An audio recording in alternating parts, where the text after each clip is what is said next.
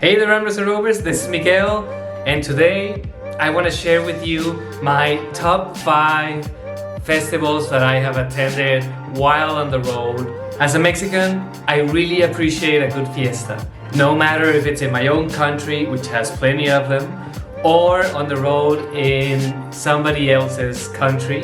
A good festival or a good fiesta or a good celebration that you're attending while on the road can easily become some of your most cherished travel memories. And as a way to celebrate and pay a little bit of tribute to the celebrations I've had the privilege of attending, I want to show you some of the amazing images and stories and some of the cultural background behind my top 5 festivals and celebrations that I've attended while on the road. Starting with the latest one, number 1, the Inti Raymi in Ecuador.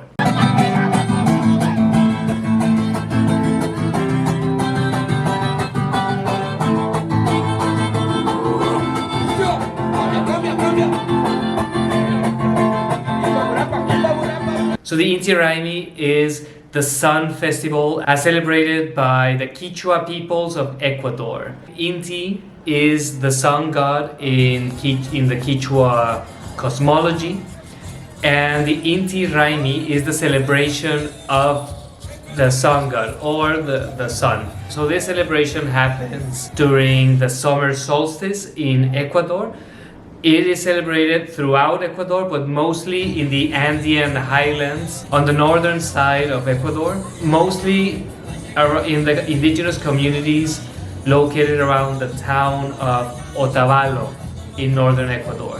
So the Inti Raymi can last for several months, but in reality, it's concentrated over a period of 3 or 4 days where it is pure celebration. I have never felt this level of elation and joy and being a part of a community while on the road like I did during the Inti Raymi.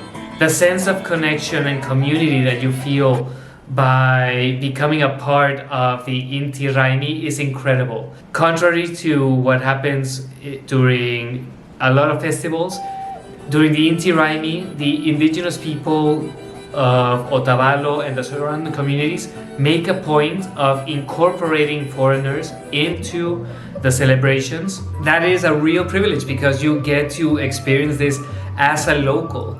So you get this sensation of connection to the and community to these peoples and these cultures and these traditions.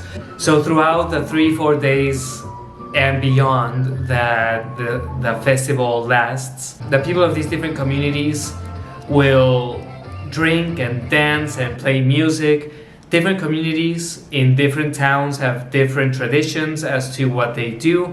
Some of them have this tradition called taking the plaza, which means that they go to the plaza and they dance around and play music in the plaza. It's a way of reclaiming public spaces that traditionally indigenous people were barred from during the colonial times. So the start of the Inti Raymi takes place around the Peguche waterfalls on the outskirts of Otavalo. It's kicked off by dancing and drinking during the festival.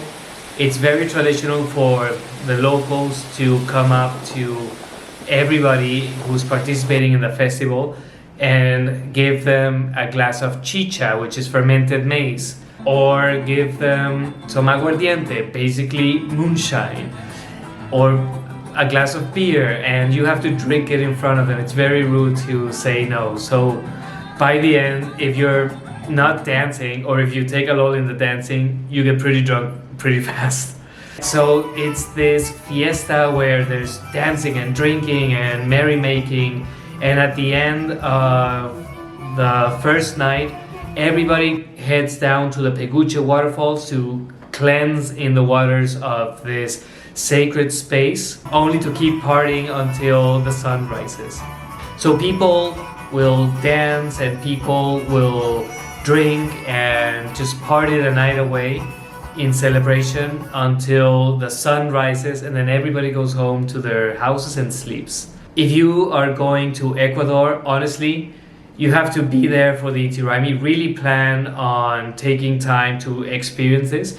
I cannot stress enough how amazing of an experience it is just to be there. Number 2, the Fiesta of the Virgin of Guadalupe in Chiapas, Mexico. So now we're in my home turf, Mexico. The Virgin of Guadalupe is the patron lady of the Mexican people. It's very traditional to see images of Our Lady of Guadalupe all over Mexico, and her day is celebrated on December 12th, which is a national holiday in Mexico. So because Our Lady of Guadalupe has special indigenous characteristics, there's one specific place in Mexico where the Fiesta de Guadalupe is particularly amazing, and that is Chiapas, Mexico, particularly the town of San Cristobal de las Casas. So San Cristobal de las Casas draws tourists from all over the world for its bohemian, countercultural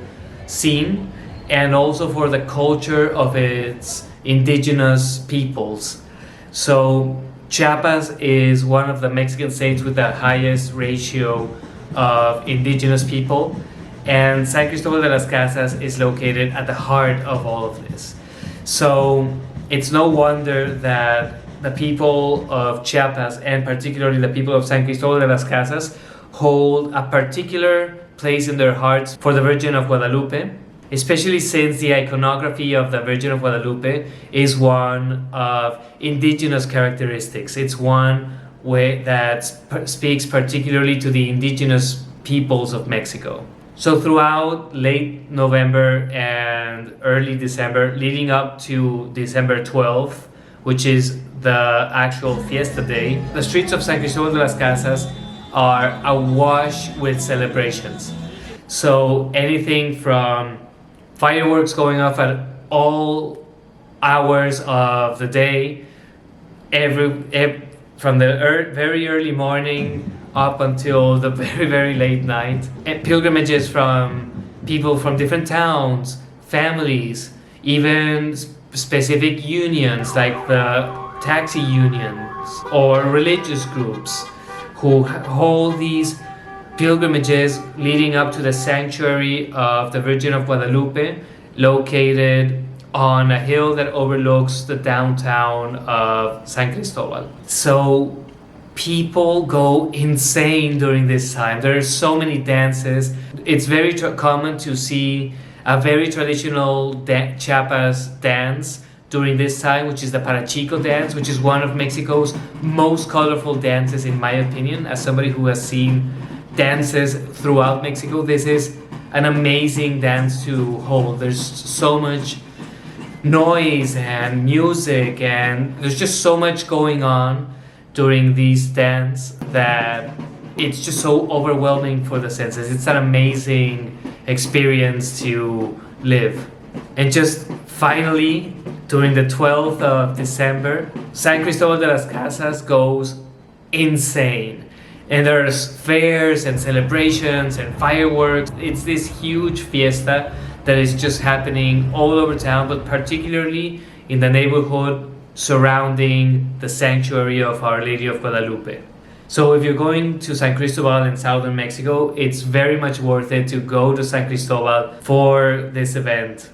Even if you don't get to be there up until the very 12th of December, just being in that environment during the winter time is very stimulating and very colorful.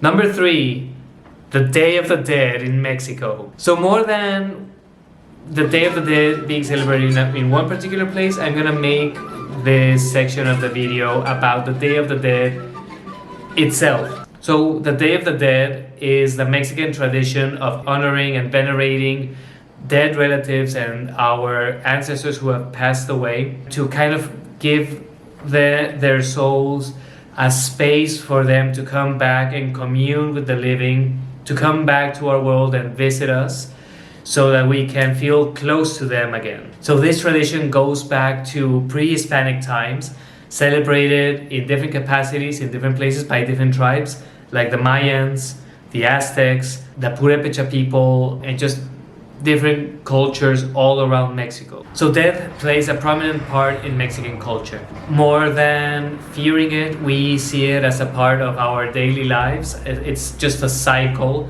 It's a part of the cycle of life.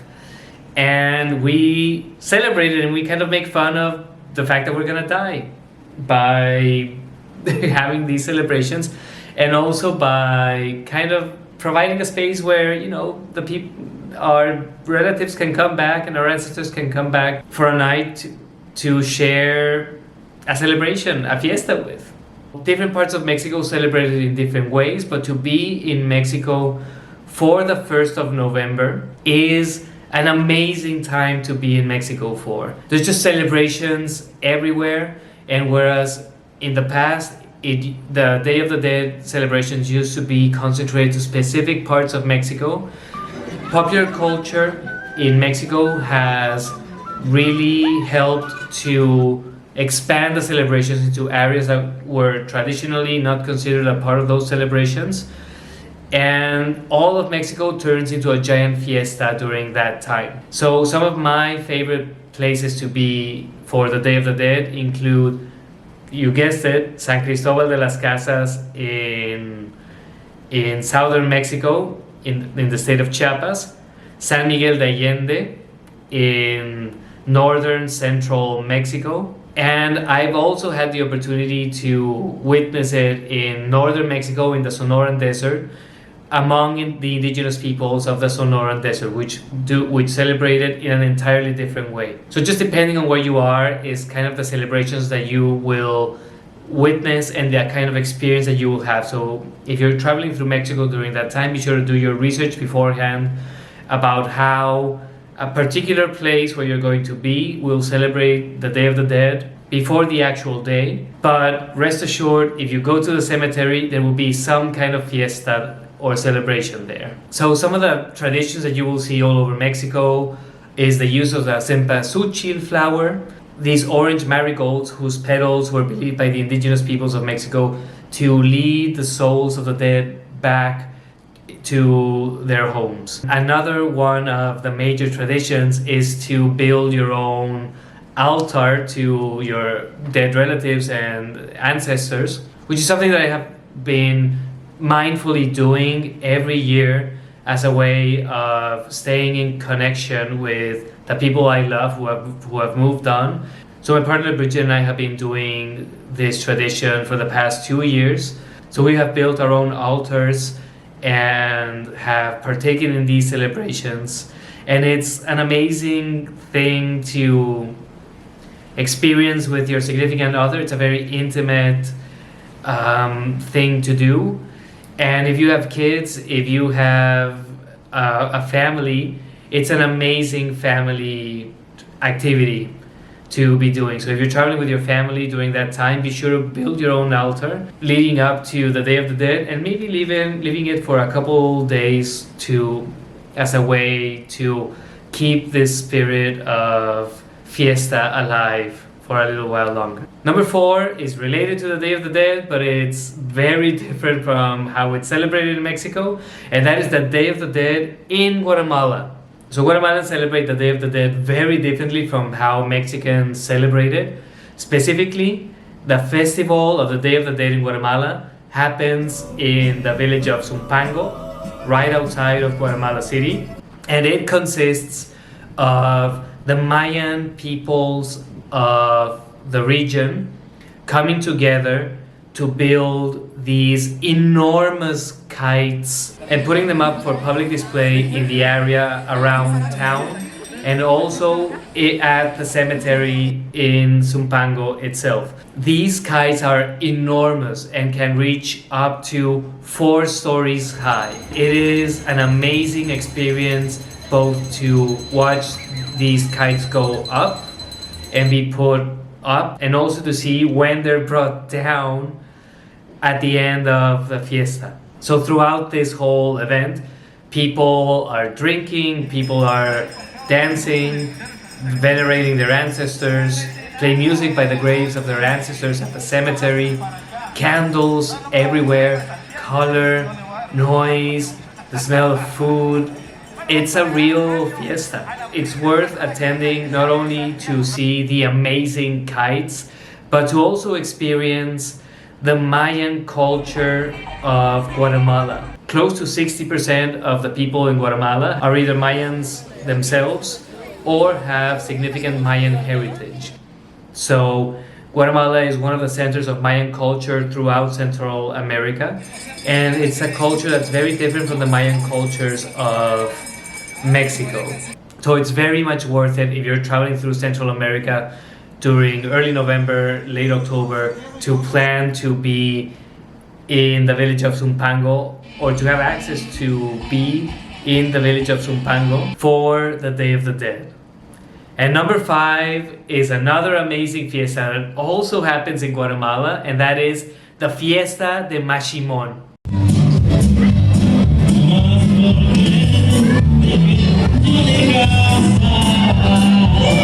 So as a part of my travels among Mayan shamans, I've had the opportunity to attend the Fiesta de Masimon in the village of San Andres Itzapa, located in the central highlands of Guatemala. So, who is Masimon? Masimon is a chain-smoking, hard-drinking, hard-partying, womanizing Mayan pseudo-saint that is venerated by the Mayan peoples of Guatemala as a part of their own indigenous spirituality. So the origins of Masimon are very mysterious. Anthropologists think that the figure of Masimon is a syncretism, kind of blending popular but unrecognized by the Catholic Church saints with more ancient traditions that were kind of blended together to become this contemporary tradition where Masimon is this very human figure, this very flawed figure that is also the protector of the Mayan peoples of Guatemala. Depending on the story that you hear, Masimon was either a Spanish or a Creole mestizo judge who used to protect the Mayans during the colonial era. This judge gained fame amongst the people for being a defender of the indigenous peoples, and was eventually persecuted and executed by the Spaniards as a way to further oppress the Mayan peoples. So that's more or less the folk story that you will hear. There's obviously different versions of this story. In the end, modern Mayan shamans appeal to the figure of Masimon, who they call the Rilakmam, the great abuelo, the great grandfather, as the protector of Mayan peoples throughout Guatemala. So in honor of the Fiesta de Masimon, people do all the different things that Masimon was purported to do in real life. People will drink aguardiente, basically moonshine, and get drunk, and they'll dance, they'll play loud music, and they'll party, and they'll smoke these enormous cigars, and just chain smoke these cigars, which are also a part of Mayan spirituality, as tobacco is used during the opening stages of different Mayan ceremonies to connect with the spirits of the abuelos, the ancestors, and the different energies that they want to come into contact with during the ceremony. So in this case, the spirit of Masimon, the energy of Masimon. So there's tons of smoking and womanizing and carousing and drinking that goes on during this fiesta.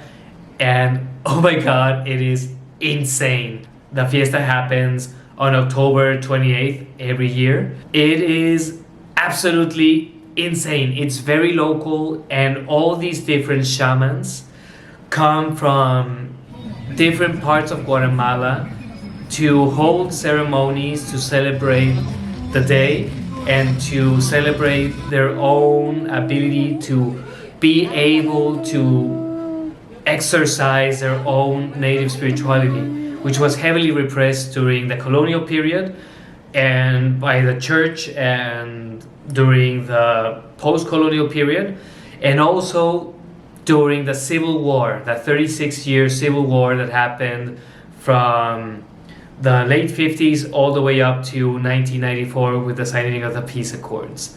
So it's a big deal for Mayan people.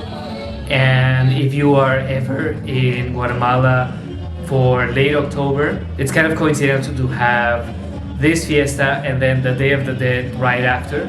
It's the best time to be in Guatemala. You can't miss any of these fiestas. So that's it. These were my top 5 favorite fiestas, festivals, and celebrations that I've had the privilege of attending. So I'd love to hear from you guys about which other fiestas I should be attending or any one of us in the community could be attending. So be sure to put them in the comments below and share your own experiences, or if you've been to any one of these fiestas, share a travel story. I'd love to read them and respond to you guys. As always, remember to like this video, give it a thumbs up, subscribe to our channel. It keeps us growing and we're better positioned to bring you travel content and beautiful stories and amazing images from all around the world. So until the next video and our next adventure, hasta luego amigos, safe travels, adios.